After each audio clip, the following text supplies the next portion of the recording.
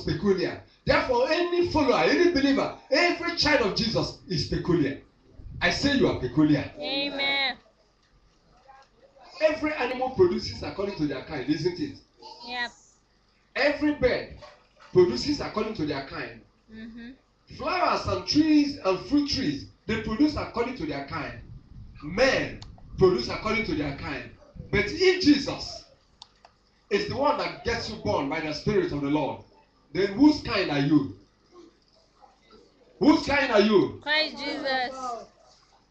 Therefore, if any man be in Christ, is a new creature. Yeah. A new creation. All things are passed away, and behold, all things are become new. Yeah. And the Bible says, as many as received him, to them gave he power to become what? The sons of God. Listen to me. You have to be born of the Spirit. Of the Spirit of Christ. When you get born of the Spirit of Christ, even though you walk in the flesh, you are not of the flesh. When you are born by the Spirit of the Lord, in the name of Jesus Christ, even though you walk in the flesh, you are of heaven. Our conversation is from above. So Jesus is a unique person. He's with a unique ministry. He came from a unique place. He is not somebody who staggered and opened something and opened a religion. He is somebody that came for a purpose. He came uniquely. His birth was unique. Hallelujah. His birth was unique. He was born not after the kind of man. He was differently born.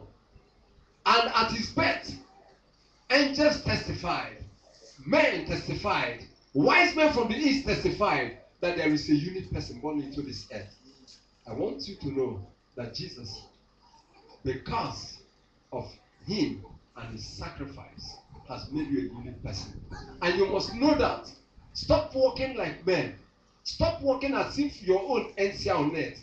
Stop living as if you have no hope. Stop living as if here that everything you have to live for is here. Start living as a son of God, as a daughter of God. Start living as one that is sent specially, created specially for a special purpose. The Lord told the Jews, the Israelites, in the Old Testament, that they are peculiar people and holy priesthood. And the same thing is told us in the book of Peter, that we are peculiar people and we have a royal priesthood. Until you begin to identify yourself with Christ and heaven, until you begin to recognize what the purpose of God in your life will not be different. Listen to me. I am a very different person. I don't know what to think. I know I'm a unique person. Because since I met the Lord, I have not been the same again. I'm not telling you that, that I needed $1 million and it came overnight. But listen to me. I am a unique person. Every believer in Christ is supposed to be unique. Because if you follow Christ, sin will not have part in you. That's why Jesus said, if you are looking for me, let these ones go. Here am I. He also said that the prince of this world cometh, but he has nothing in me. Listen to me. When the prince of this world has something in you, either in your character or attitude, or in your dressing, or in your whatever you are doing, let me tell you, you may not be able to experience that uniqueness that is of Christ. Because it is Christ in you, the hope of glory, that is working to bring that uniqueness, to manifest it to the world. That's why he says, we are the light. You are the light of the world. How is your light shining? How is your light shining? You must understand that the Lord has made you unique. Amen. Amen. Number 5. The testimony that is risen is of, speaks of his accomplishments. If he did not accomplish his work, he wouldn't have risen. Hallelujah. Amen. Jesus is risen. Today we are celebrating. Many people have cooked. Many people have prepared one thing or the other.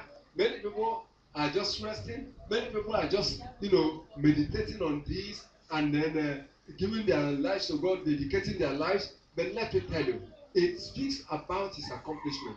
And I want you to know that when he commanded disciples to go and preach to the world, he gave them the same commission to accomplish it. Because he has overcome, you can also overcome. Because he has conquered the world, you also can conquer the world. Because he has destroyed the power of death, you also has overcome death. You should not be afraid. Hallelujah. Amen. Hallelujah. Amen. We're going to pray, and I'm not going to waste time. I want you to be ready right now because we are going to pray. And I want you to stand up on your feet. When you look at Matthew chapter 28, and I take verse 1, it says, in the end of the Sabbath, as it began to dawn toward the first day of the week, came Mary Magdalene and the other Mary to see the sepulchre. To see the sepulchre. The first prayer point I'm giving to you is this. Look at how these women went to seek the Lord. See their love. See their commitment. See their consecration. My brethren, let us begin to commit ourselves. Commit yourselves to loving the Lord. That, until, like I said, except you see yourself unique, you allow things to carry you away. So let's begin to pray. Ask the Lord. Tell the Lord. Pray now. Committing your life to the Lord. To love Him. To serve Him. Men were afraid. Men were hiding. But the women went seeking Him. Are you seeking the Savior? Are you expressing your love by going all out in consecration to seek for Him? They went to seek Him. Even though everybody believed that He was dead, they went to seek Him. Pray. Commit yourself to loving Christ, to loving the Savior. When you consecrate your life to love Him, when you commit yourself to love Him, to serve Him, your life will change. The difference will be clear in your life. Open your mouth and pray. We have just a few minutes left. And I want you to pray as fast as you can pray. Because I'm going to be in a hurry for us to finish.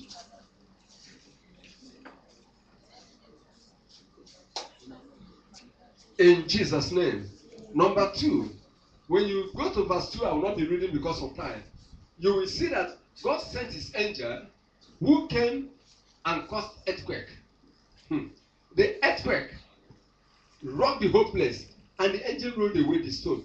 There is nothing in your life that God cannot roll away. There is nothing in your life that God cannot do. Number 1, we are going to pray first. Ask God to send His angel, the angel of the Lord, to walk on your behalf, to roll away everything that is blocking you, everything that is hindering you. Open your mouth and pray. I'm not going to pray after this, so don't wait for me to begin to declare things or begin to call you to pray. Ask God to send the angel of the Lord to roll away every obstacle, every barrier to your life, every barrier hindering you from rising up as a Christian, rising up in loving the Lord, rising up in serving the Lord. Ask God to roll away, to send His angel. Angels are still at work. Angels were involved in the conception of Jesus. Angels were involved in the birth of Jesus. Angels were involved wherever He went. And regarding the angels were involved. And now at His death and resurrection, angels were involved. Ask the Lord to send the angel of the Lord. There is that angel of the Lord that when He comes down, every place will rock. Rocks will break. Mountains will break to pieces. Obstacles will be cleared. Oh Lord, send your angel. Let the angel of the Lord come and roll away every stones of barrier, every rocks, every barrier in the life of your people, every barrier hindering the rising up of your people, every barrier hindering the rising to glory of your people. Lord, send your angels to roll away the stone, to roll away the barriers in the name of Jesus. In Jesus' name we pray. Number 3, if you go to verse 4, you will see that because of the angel that came, the earthquake that took place, the soldiers that were watching the tomb, they became as dead men.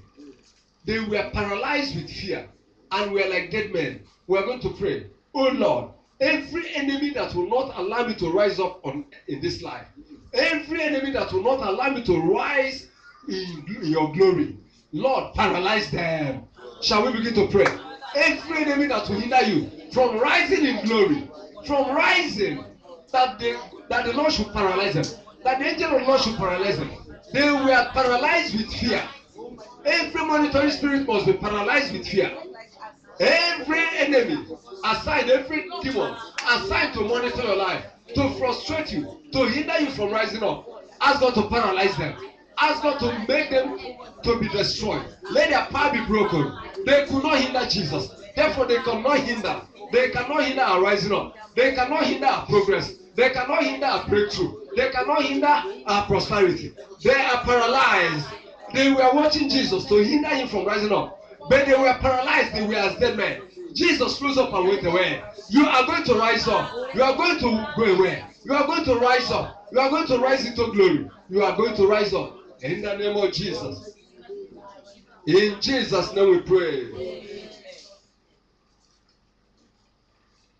We are going to pray